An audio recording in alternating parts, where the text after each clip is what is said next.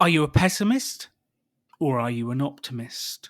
Do you think about all the stuff that could go wrong for your business? Do you get down when the sales don't come in, when you miss opportunities, when things go wrong? How much does it drag you down? And do you look at everything that could go wrong? Or are you a dreamer with your head in the clouds, where you look at everything that could be, the possibilities, the things that you could create without actually doing anything? Or are you somewhere in between? This episode is for the pessimists and the optimists. The extraordinary belongs to those that create it. Rebelling against business plans and debt, rebelling against what society expects of us to build cool businesses, make money, have fun, and do good. Let's create something extraordinary together. Welcome to the Rebel Entrepreneur.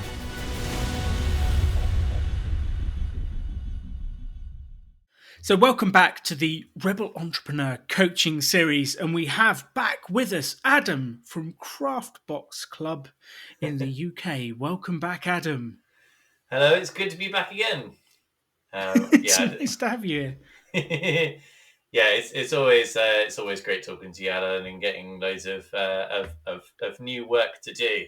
I was going to say you charm you, but then you said I just give you work. So I'm not going to say that.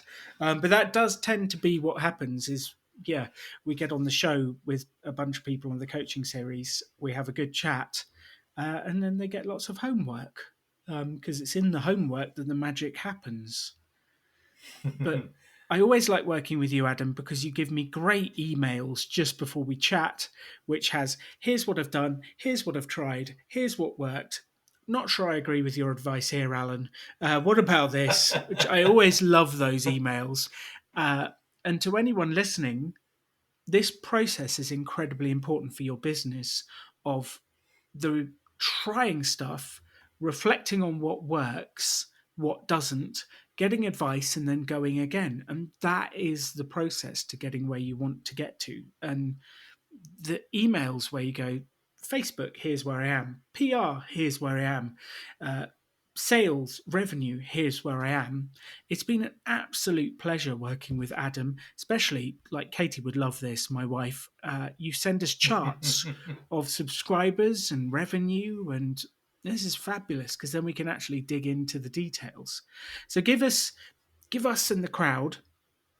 The crowd? It's the wrong word, isn't it? The world, the universe.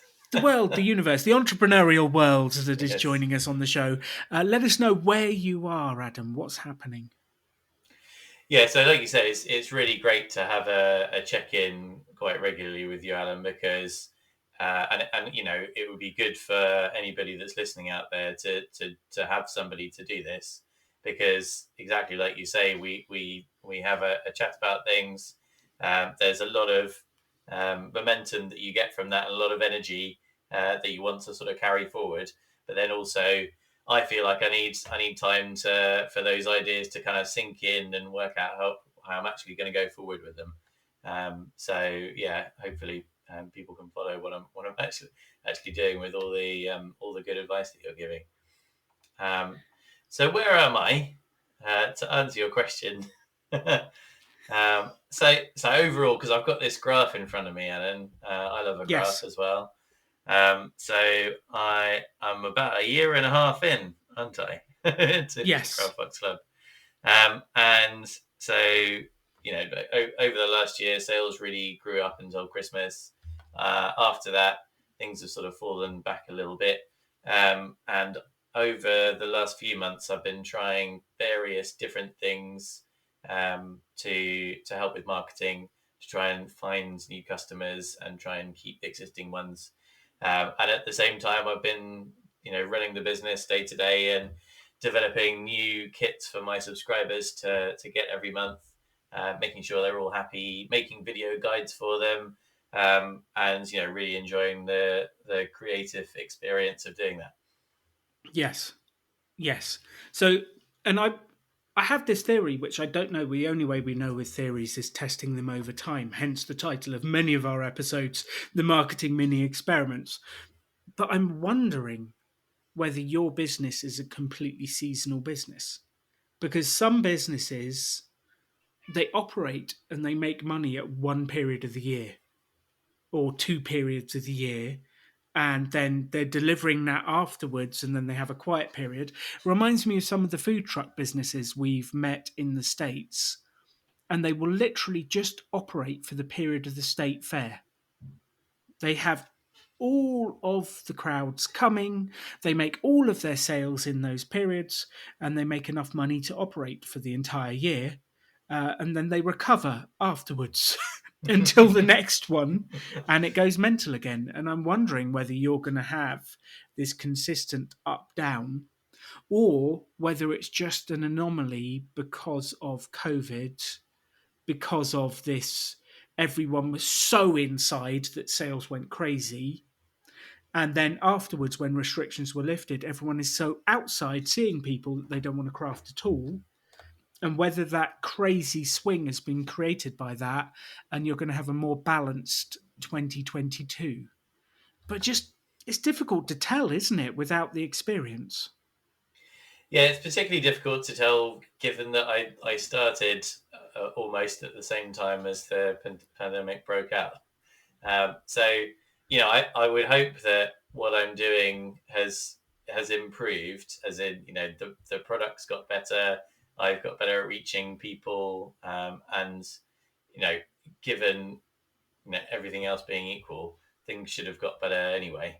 But I've just not got that year of experience to compare to at all.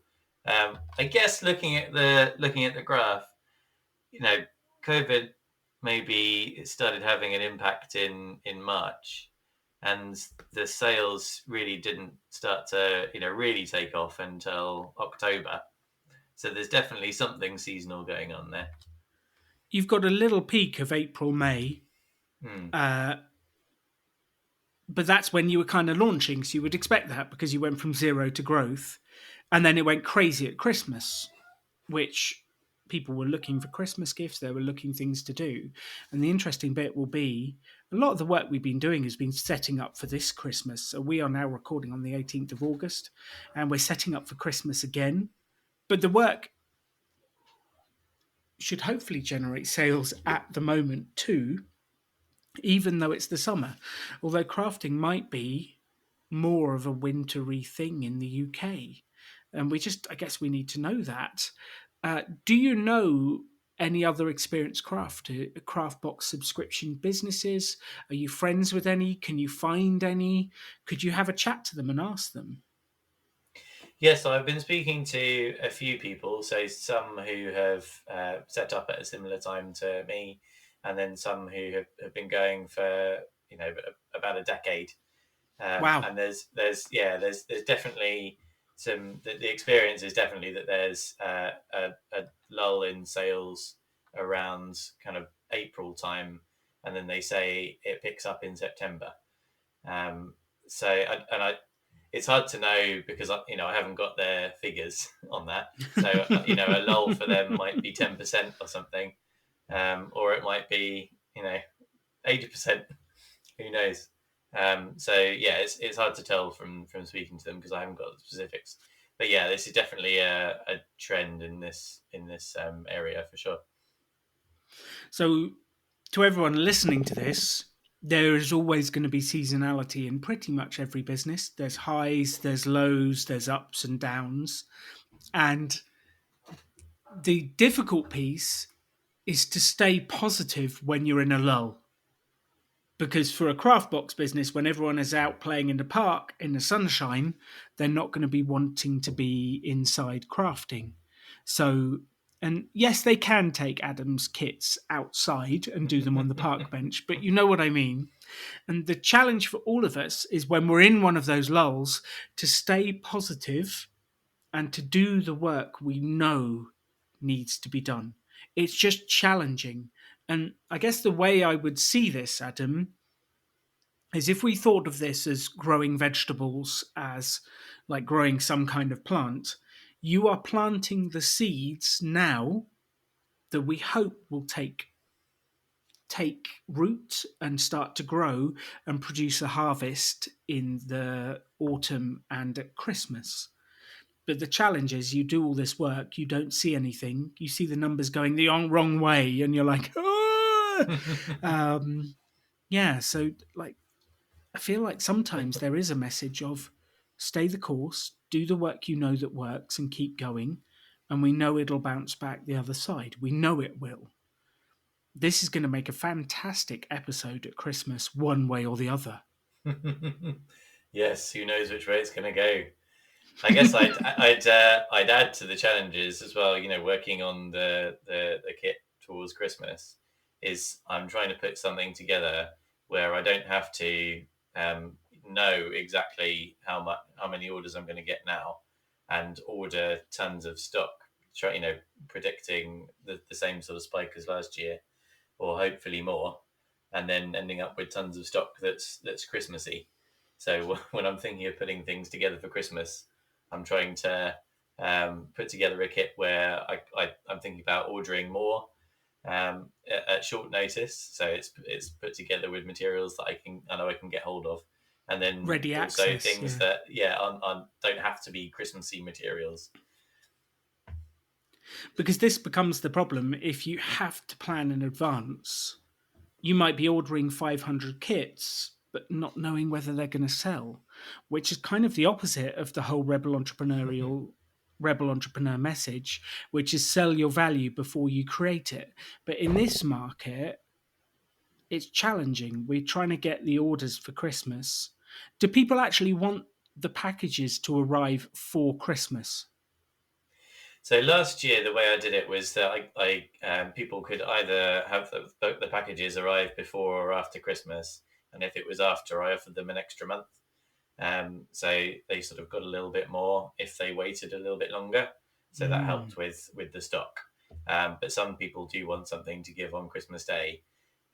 With the usual, usually with ordering things, some of the core bits of material that I have take about a month to arrive, and with Christmas it's up to about 2 or 3 months, because everyone's ordering things about Christmas time. Mm-hmm. So I try and do that as much as possible.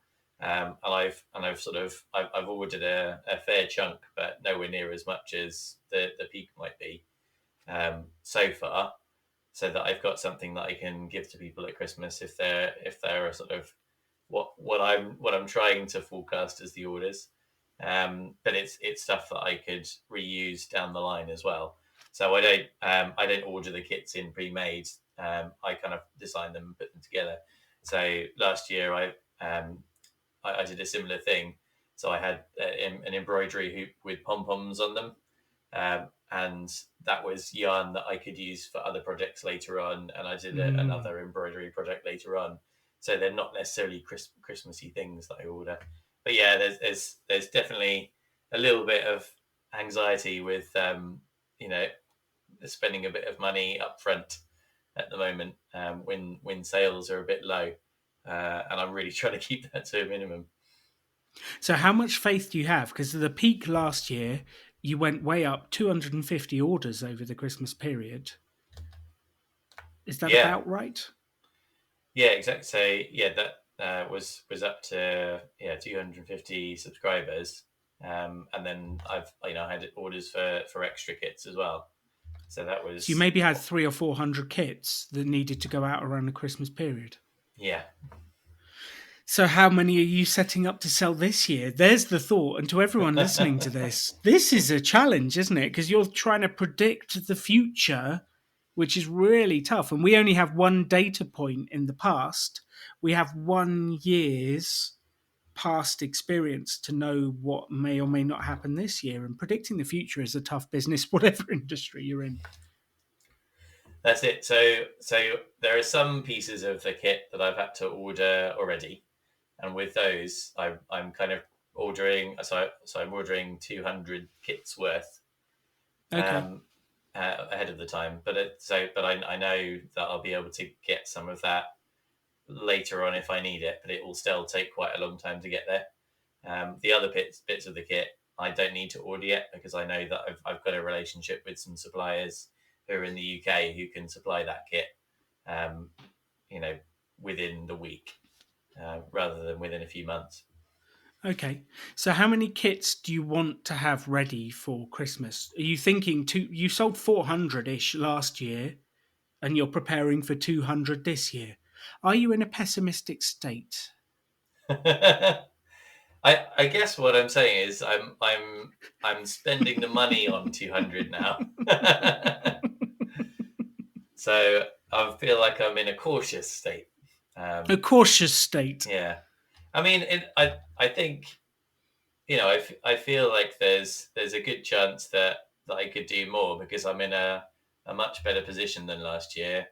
I'll be able to spend more time selling because I've automated a lot of what needs to be done. Mm. And I could barely even post on social media last year. It was so busy, could Yes. barely get onto Facebook. And I know that'll be different this time around because I can have a lot of that organized way ahead. Yeah, so that's the thing. I feel like I'm in a better position as a business, but is the in thing going to be crafting this year, like it was a bit last year?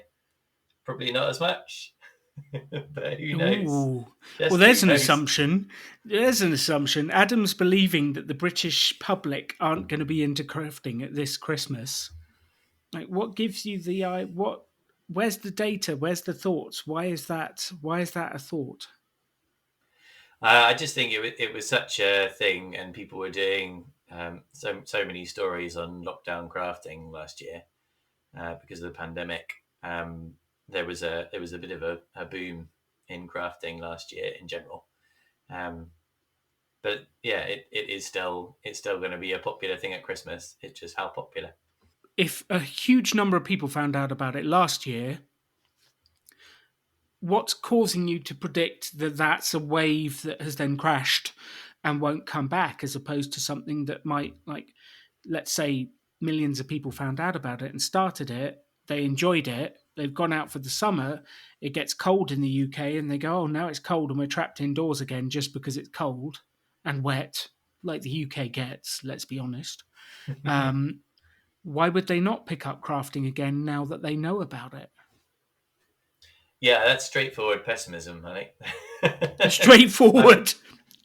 I've definitely, I haven't got, I've not got the data on that, and that could be the way that it goes. Yeah, for sure. Which is the challenge. You just don't know, and we're trying to predict how much stock to hold. I like your idea of this is stuff that I can buy that I can reuse for a different type of craft box in the future. Like, that feels to me like that's stuff that you can use and then sell. Um, how long's the lead time on this stuff? So it depends on the pieces of the kit. So yeah, some of it's up to 3 months, and it's basically what it tends to be is the cheaper that you want it, the longer you've got to wait for it. Um, it's possible to get some of the things within a few weeks, but then you're not making You any money on pay. it. Yeah. Yeah, basically, there's no margin in it. Okay, But yeah, so with three with a few months. things, it's a couple of weeks. Okay. So yeah, I don't have to buy everything now, but I'm just buying some of the So key what's the parts that I essential know would be item? tricky. What's those key parts? What's those essential items? Is it the yarn or is it? So the main part of the kit. So I'm planning to do a decoration box. So there's three different star themed decorations, and Ooh, the main thing is a big sort of star frame. So that kind of size. That's not going to work. It's a podcast. Uh, what is it like? 20 12 centimeters inches, sort of 20 size. centimeters. Yeah. Yeah, that kind of size star frame that people are going to weave onto, basically, to create a star decoration. And then there's some other bits that I know I can get from suppliers that are going to be in the UK. So I'm not so Okay. worried about those bits. It's So it's the this star frame. frame that I'm ordering way ahead. Yeah. Okay.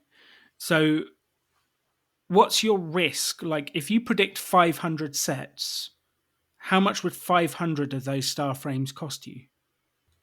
much were they? Because it's always interesting to look at the downside. What's the risk? So if I invest in 500 of these frames and they're £1 each, my risk is £500. Am I willing to take that risk? Knowing that I could use them again, knowing that something might happen, but am I willing to take that risk? So they're about £1 each. Okay. So like the risk is the £500. You can get the other parts later. Like it sounds like a fairly small risk to predict better sales and to at least have them there waiting. Which then brings me on to my second thought is how early can we sell? You said up to 3 months. So 3 months, you've got like the end of December, so November, October. So really, the latest you can place the order is October. Is that correct? The beginning of October?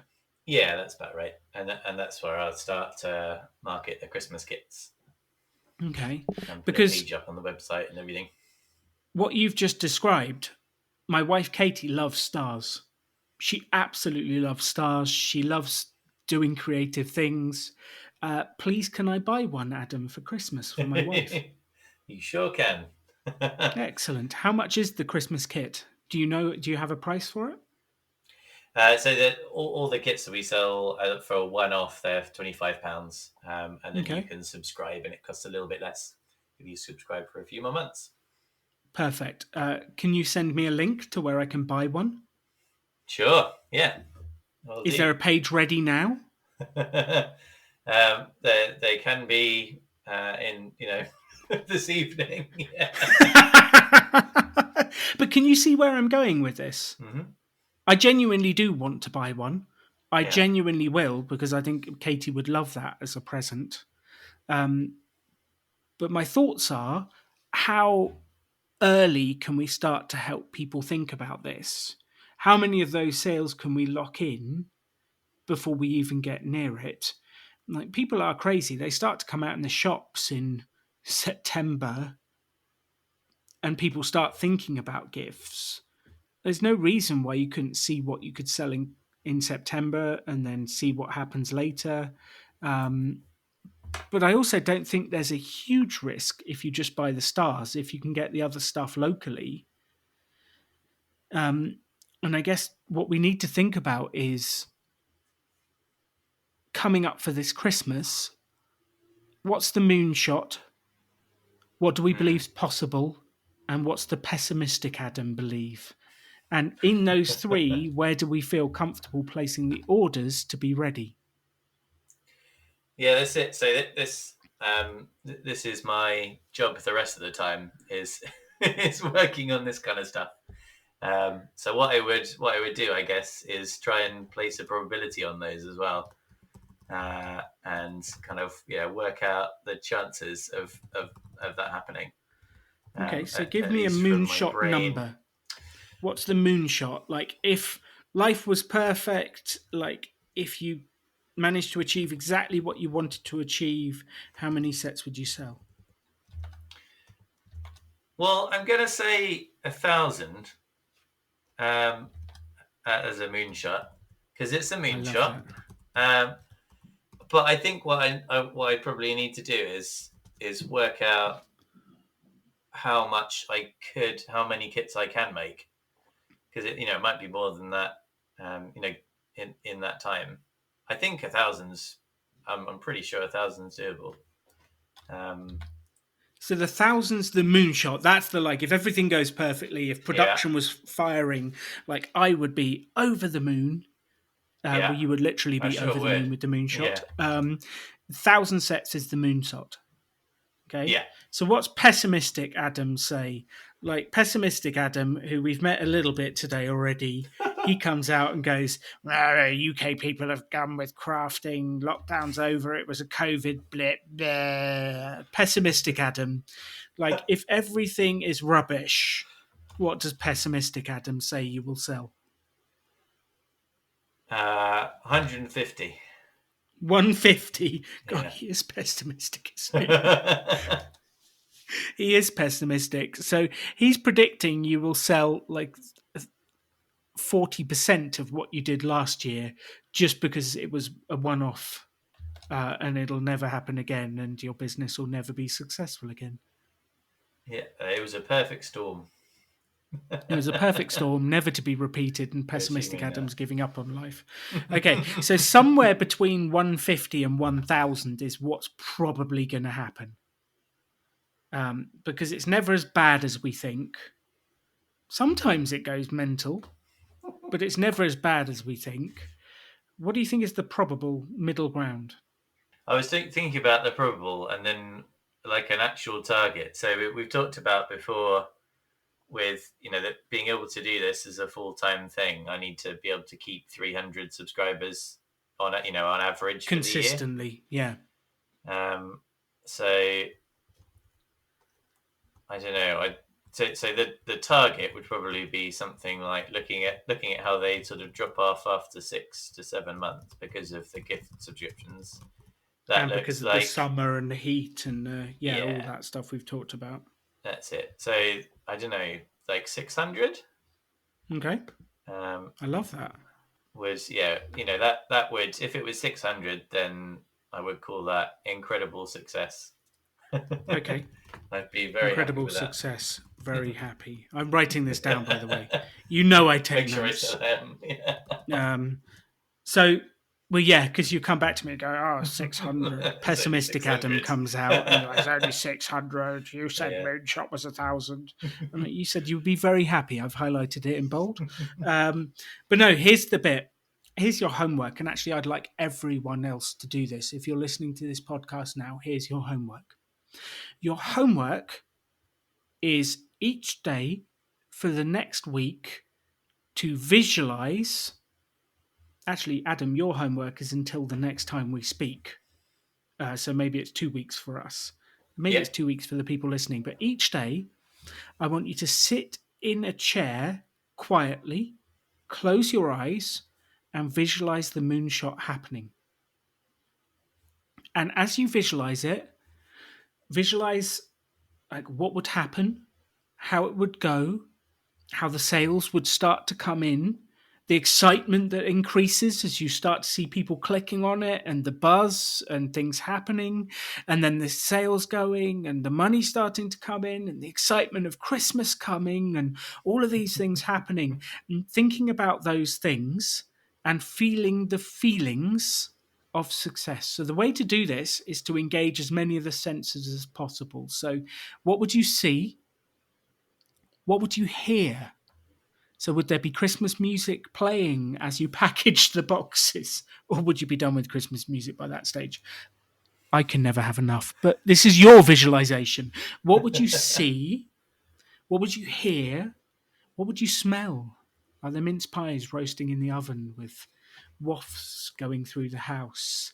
The smell of Christmas candles. What would you smell? What would you see? What would you hear? How would you feel? And visualize it.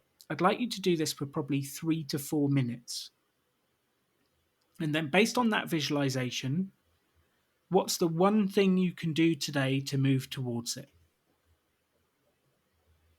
It doesn't matter what it is. Like you just get the feeling like I should email that person. I should follow up this. I should do that. I don't care what it is. Just like what's the one thing you feel like you should do to move towards the moonshot each and every day? I love that. I can hear the music. There's definitely going to be music. There's going to be music that gets me through the late hours of boxing. It's all good fun, and I can smell the mince pies as we speak.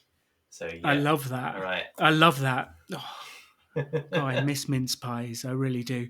I was able to find a mince pie shop in Germany whilst we were trapped there last year. So I was managed to get 12 Mr. Kipling mince pies to get me through whilst we were in Germany. But I do miss mince pies. Oh, England. Anyway, let's stop thinking about mince pies. For everyone listening to this, this is your homework for the next week to 2 weeks, is visualize your business going perfectly. See it, hear it, and as much as you can, make it real for yourself. And then, what's the one action you would need to take to move towards that dream? And then do it. Don't care what it is, an email, phone call, a Facebook post, doesn't really matter. But it's about consistently feeling the goal and then coming up with the ideas that move you towards it.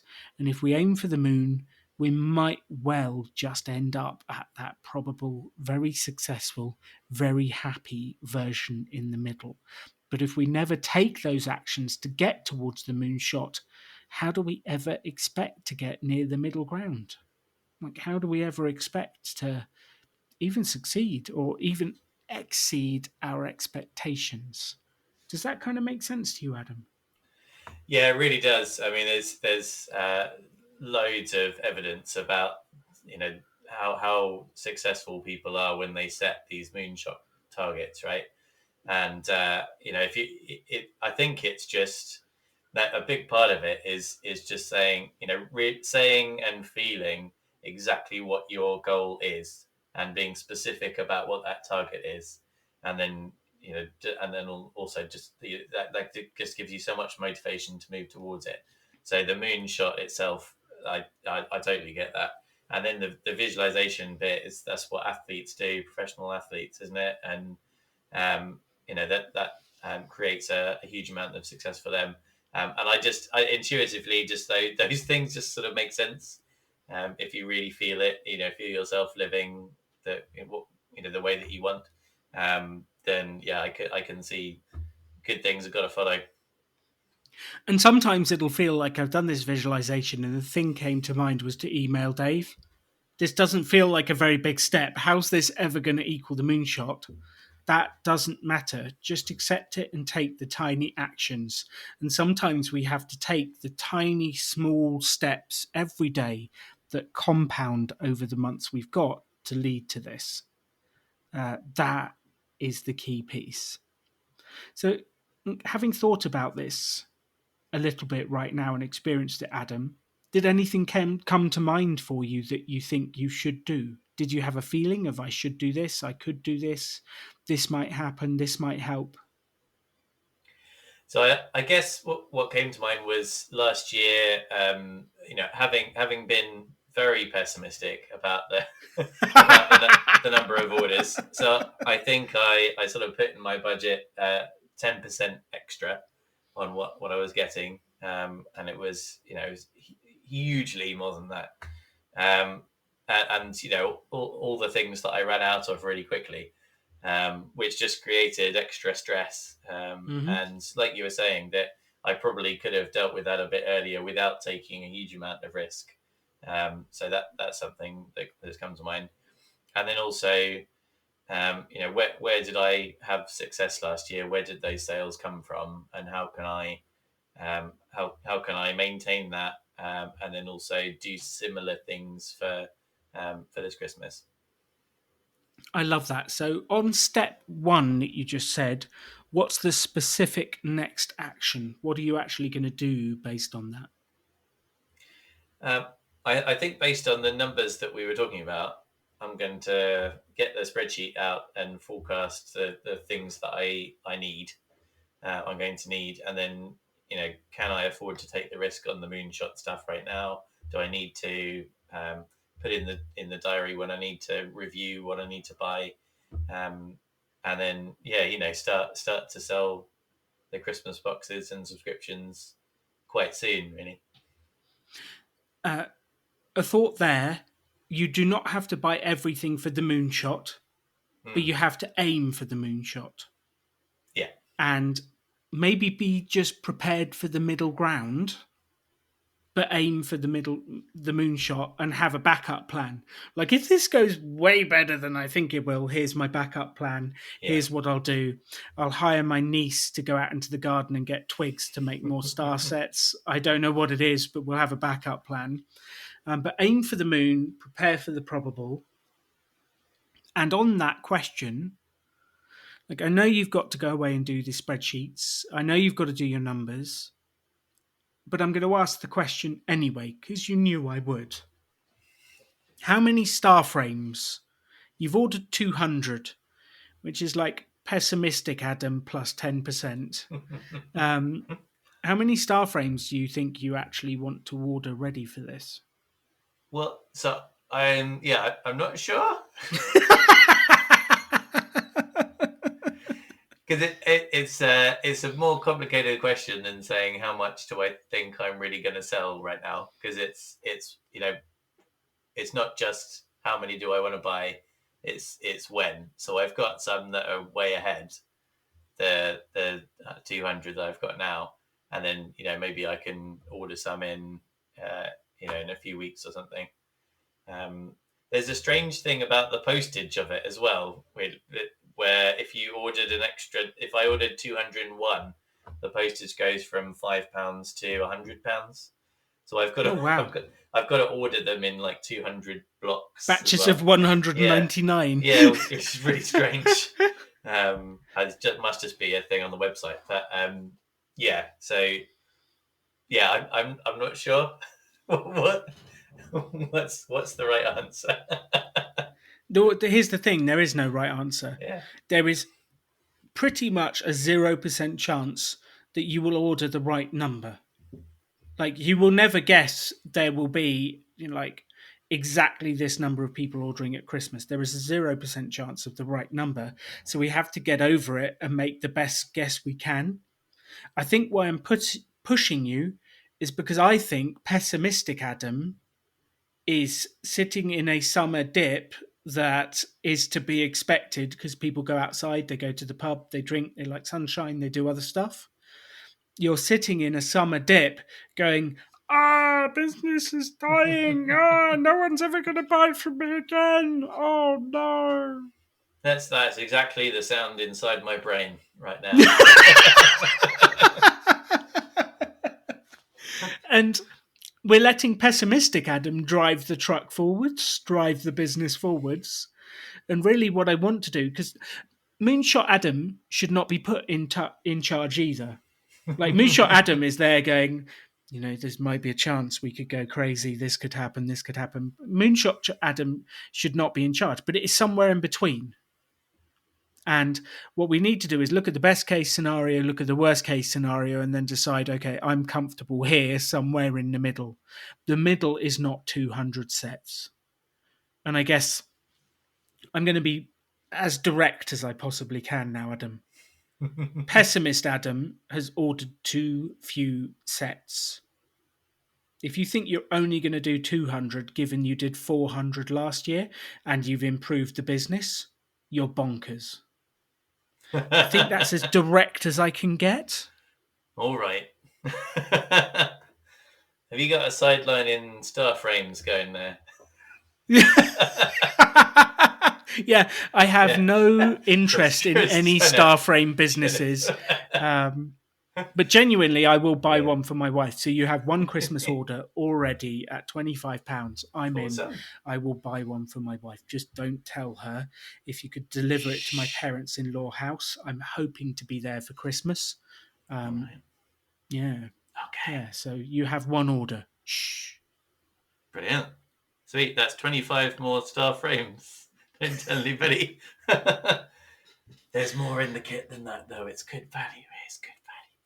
I know it's not just a star frame. I know that. I wouldn't be buying it if it was just one star frame.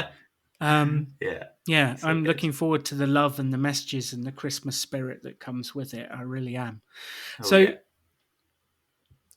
This is not the episode we're actually expecting to do. We were expecting to talk Facebook adverts and tactical stuff. But sometimes it's quite interesting. The thing you think you need to talk about is not the thing you need to talk about. And this happens to all of our businesses.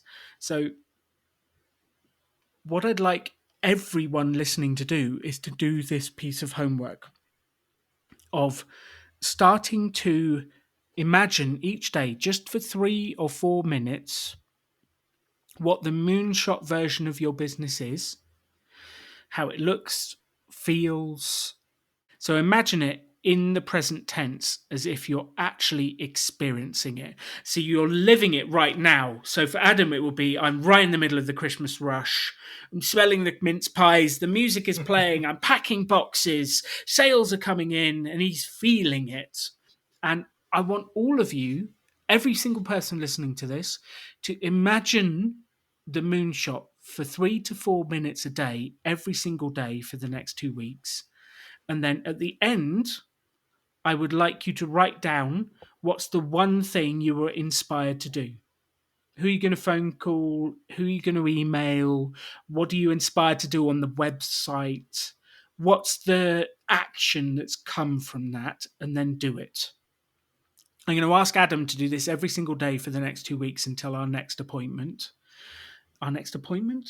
Our next podcast. And Adam, will you report back the feelings and the actions you have taken based on this? And maybe if you could chart each day, like, what's the action I'm going to take based on my visualization for 3 or 4 minutes? And how do I feel in general about my business having done this? Yeah, for sure. That sounds like a really nice thing to do as well. Nice and easy, very, cozy Christmas feelings. Yeah. Maybe put the music on early. Who knows? Yeah, for sure. Yeah, maybe are mince pies available now? No, I should not be promoting eating mince pies in August. But that's the homework for everyone, because I think sometimes we get caught up thinking about what could go wrong, what's not working well, what's not right, and we get caught up in all of this stuff, and we don't spend enough time thinking about what if it goes well? What if it was exceptional? What if it was incredible? What if it just all aligned for me? And then taking action based on those feelings, which lead to an entirely different business. That is what I would like everyone listening to do.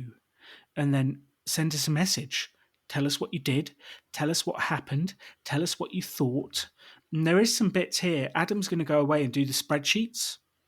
He's going to look at the numbers. He's going to look at what level of risk he's comfortable with. And he's going to work out how many orders to place for Christmas. He's very smartly started to think about how can I minimize the risk by buying stuff that I can recycle and use in different sets later in the year and to create different things. So he's very smart with that. I am not telling you to go out and buy 1,000 sets incomplete, ready to go and package them all up. Like, that's not the game. What I'm telling you to do is to prepare for the middle ground so that you're ready, but to imagine the best possible version and to take action based on the best possible version you could do. Sounds awesome. I'm up for it. I'm looking forward to this, to doing the visualizations. Excellent. And then I promise we will do a proper Facebook review ready for the sales at Christmas. We will work all that stuff out. But sometimes we just need to start with what's the end goal, what's the vision, and take action. So if you're listening to this right now, stop. Go and visualize your business exactly as you want it and take action to make it so. You can have any life you want to. Choose to build something cool. Choose to take action. Choose to work to make your dreams become reality. Stand out. Be different. Be yourself. Be a rebel entrepreneur.